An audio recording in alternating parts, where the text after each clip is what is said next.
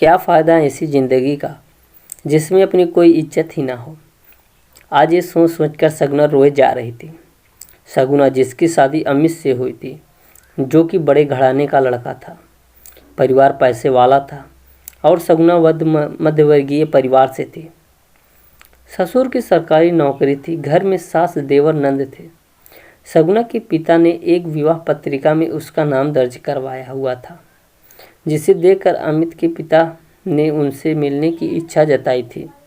सगुना पढ़ी लिखी थी और मुंबई जैसे शहर में नौकरी करती थी, जबकि अमित के पिता राधे मोहन इटावा जैसे ज़िले में नौकरी करते थे। अमित के बारे में उसके पिता ने बताया था कि उसने ITI किया हुआ है, वो भी मैकेनिकल में, और अपना खुद का काम करता है। सगुना के पिता ने जब जांच पड़ताल करवाई तो उन्हें सब ठीक लगा। अमित के माता पिता भाई बहन जब सगुना के घर उसे देखने पहुंचे तो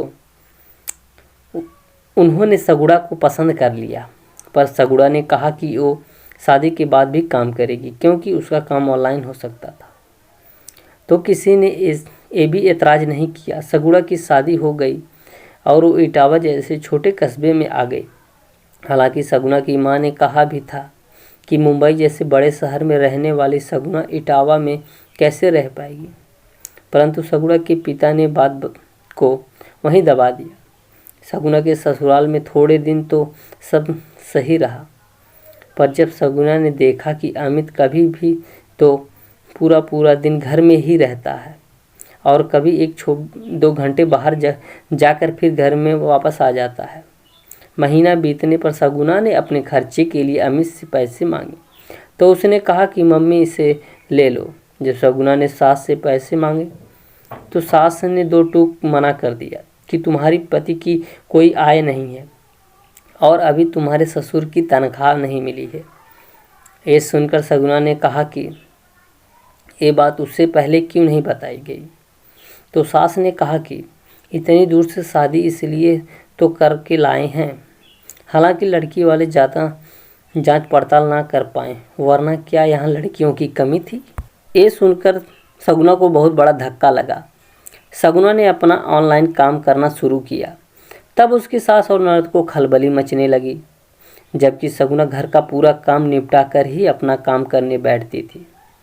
धीरे धीरे सास नंद ने अमित के कान भरने शुरू कर दिए कि पता नहीं फ़ोन पर किससे बात करती है, कमरा बंद कर लेती है, हंसने की आवाज़ें आती रहती है।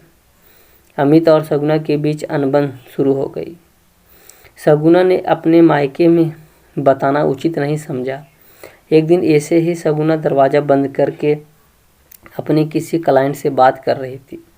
तभी अमित पीछे से गुस्से में आया और उसका फ़ोन उठाकर पटक दिया, जिससे फ़ोन टूट गया।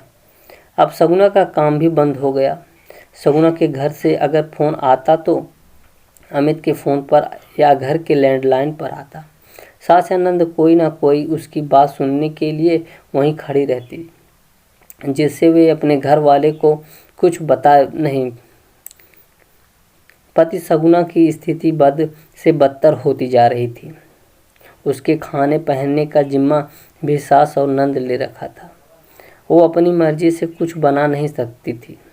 क्या बनेगा और कितना बनेगा वे भी सास ही बताती थी। अगर बनाते समय आटा कम पड़ गया तो सगुना दोबारा आटा भी नहीं मार सकती थी।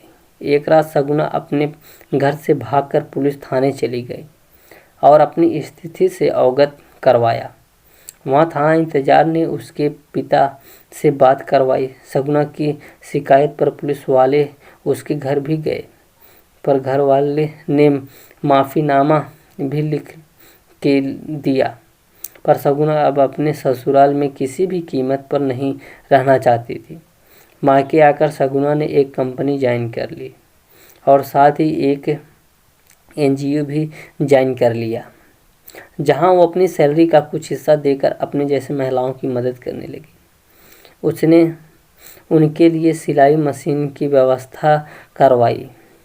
जो महिलाएं सिलाई जानती थी, उसने नए डिज़ाइन के कपड़े सिलवाकर ऑनलाइन बेचने लगी।